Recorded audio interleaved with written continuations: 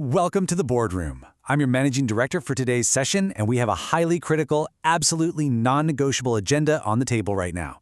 Today, we are conducting a C-suite grade proposal audit, and we are specifically targeting one of the most notoriously misunderstood, high-risk areas in the entire Cambridge AS and A-Level Mathematics 9709 syllabus. I'm talking about Section 2.5, Integration Using Trigonometric Identities.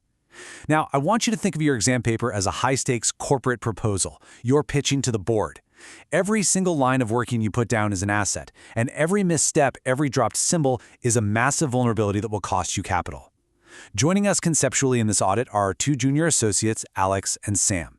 Now, we are going to track their work on our Executive Value Meter, a real-time indicator that scales all the way from a Band 5 zero value rejection straight up to a maximum value A-star elite valuation. So let's dive into this and see if we can engineer a flawless pitch to the toughest, most unforgiving board of directors out there, the Cambridge examiners. So, I have to ask you, is your integration proposal a liability right now? What's really fascinating here is how perfectly this frames the exact problem examiners highlight year after year. Integration using trigonometric identities isn't just about crunching a few numbers, it is a high-stakes market opportunity. When you're faced with integrating something like sine squared x or cosine cubed x, you're looking at a complex, multi-stage analysis scenario. If you attempt to integrate these directly, if you just try to power through without substituting the correct trigonometric identity first, you aren't just making a minor mathematical error. In this boardroom, you are committing corporate negligence. Missing these foundational conversion steps equals instantly lost capital. The board rejects your pitch, and your valuation plummets. Our objective today is absolutely crucial. We are going to ensure your mathematical portfolio is completely bulletproof, eliminating these vulnerabilities and maximizing your return on investment for every single mark available on that paper. Here is exactly how today's audit strategy is going to play out. First, the boardroom briefing. Second, deconstructing the liability. Third, the consultant co-op debate. Fourth, our valuation reboot and feed calibration. Fifth, the live compliance audit. And finally, number 6, securing the deal. Let's get right into Section 1, the boardroom briefing, defining the market. Okay, we need to translate the Cambridge assessment objectives into our boardroom equivalents so you understand exactly what the stakeholders are demanding from you. Top-performing students don't just memorize, they exhibit a connected, conceptual understanding to secure those elite valuations. Let's look at AO1, knowledge and understanding. In our corporate world, that is your asset backing. Do you have precise definitions on hand? Do you immediately, without hesitation, recall that cosine 2x equals 1 minus 2 sine squared x? That's your capital. Then we have AO2, application, which we call execution. Can you rapidly rearrange that identity, make cross-topic connections, and execute the substitution flawlessly into the integral? And finally, AO3, analysis and evaluation, representing your structural reasoning. This is where top-scoring candidates really demonstrate evaluative thinking, like perfectly adjusting your definite integral limits if you're using a substitution method, alongside those trig identities. You literally need all 3 of these columns fully optimized to secure the deal. Moving on to Section 2, deconstructing a liability proposal. The audit begins. To really understand what failure looks like, we have to deconstruct a high-tariff pass paper question. Let's say the board asks for the exact value of the integral of sine squared x from 0 to pi over 4. Now, a low-value response, like the one initially drafted by our junior associate Alex, provides rushed math and completely fails to evaluate the actual mechanics of the problem. Alex literally tries to integrate sine squared x by just increasing the power to a 3 and dividing by 3, treating a complex trig function like it's a basic algebraic polynomial. There's absolutely zero trigonometric identity conversion shown. The result? Immediate compliance failure and a valuation drop straight to 0. There's no coming back from that. Conversely, take a look at the high-value executive pitch. This candidate explicitly states the identity before any integration takes place. Sine squared x equals 1/2 minus 1/2 cosine 2x. They execute with crystal clear notation, ensuring the integral sign and that all important dx are present on every single line until the integration actually occurs. By detailing the step-by-step procedural framework, this substitution secures maximum asset backing. I want you to read this. This is the ultimate corporate safety net directly from the regulator, the principal examiner. Students lose marks by not showing working. Even if your final answer is wrong, method marks can save you. I need you to internalize this directive right now. In the business of Cambridge mathematics, the final answer is only a fraction of the deal. Method marks are awarded for your process.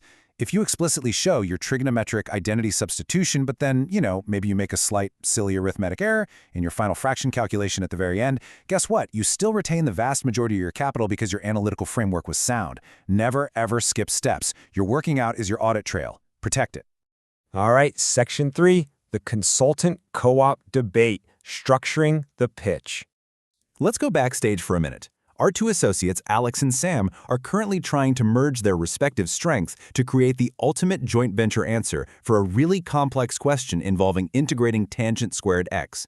Alex, who focuses heavily on raw data, wants to overload the opening response with technical dictionary definitions. Alex is trying to list every single secant and tangent identity known to man before even starting the math problem. It's too much clutter. But Sam, on the other hand, argues for a highly streamlined analytical counter-argument framework. Sam is pushing to just quickly state that tangent squared x equals secant squared x minus 1 and then execute the integration immediately, since we all know secant squared is a standard integral. Sam is fighting to accumulate marks efficiently, but completely lacks the rigorous step-by-step notation that Alex champions. Do you see the problem? To maximize the return on investment and satisfy Cambridge's strict constraints, a flawless proposal needs Alex's explicit, careful notation combined seamlessly with Sam's efficient analytical pathway. You need both to survive the audit. Section 4, Mid-Pitch Valuation, Reboot, and Feed Calibration. Now, before we step in and resolve this structural roadblock to help them secure a top-band valuation, I need to make sure your personal academic assets are properly managed. To consistently turn your academic weaknesses into high-yield, bulletproof pitches, you need to subscribe to Ace the Exams right now and turn on all notifications. Whether your focus is Cambridge IGCSE, O-levels, AS, or A-levels, this channel is your weekly board seat to secure elite grades. Okay, let's get back to the audit and fix this pitch.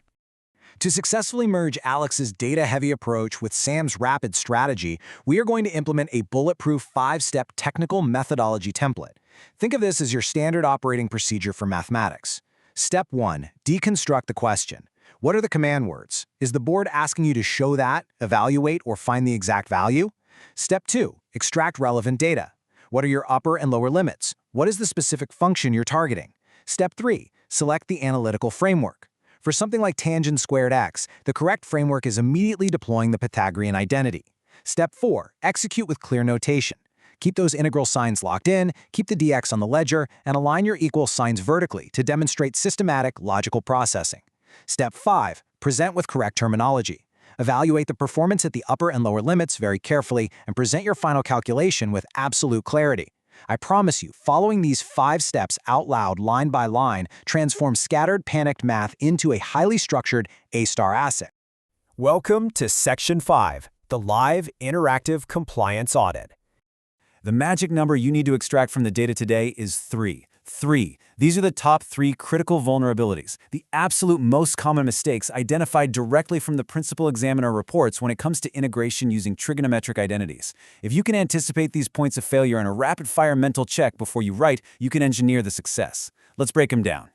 Let's isolate these 3 exploits that will bring a candidate's score crashing down to the basement. Number 1. Confusing cause and effect. In trigonometric integration, examiners report that students constantly, year after year, confuse differentiation rules with integration rules. For example, they'll be integrating cosine x and getting positive sine x, which is correct, but then they panic and incorrectly add a negative sign because their brain suddenly defaults to differentiation rules. That is a catastrophic failure in logic. Number 2, forgetting to check format and presentation. This means casually dropping the dx during your substitution lines or completely forgetting the constant of integration, the plus c, for indefinite integrals. Poor presentation loses you method marks instantly. It's like submitting a financial report with no currency symbols. Number 3, answers not specific to the context given.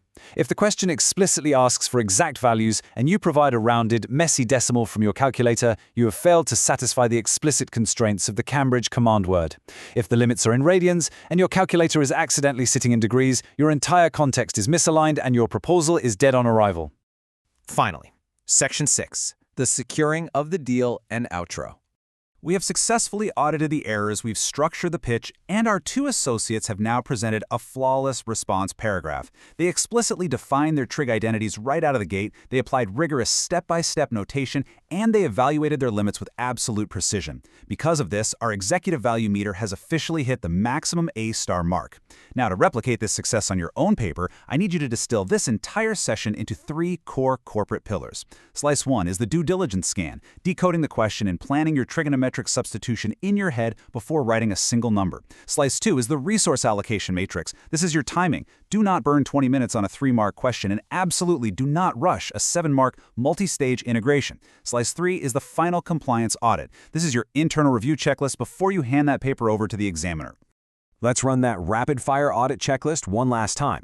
Apply correct formats. Are your integral signs and your dx present on every line? Use appropriate terminology. Have you used the correct trig identity, or did you guess?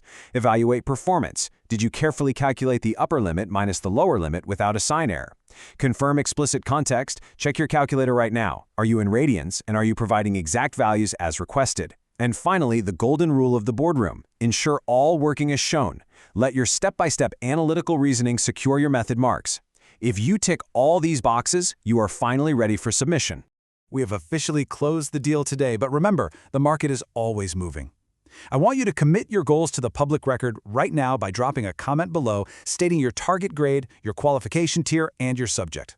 Remember, an elite grade isn't an accident, and it certainly isn't luck. It's the direct result of structured reasoning, flawless execution, and a relentless commitment to rigorous methodology. So what is your academic portfolio really worth? We'll find out in the next masterclass. Make sure you're subscribed and have the notification bell ringing so you don't miss your seat at the table. Meeting adjourned.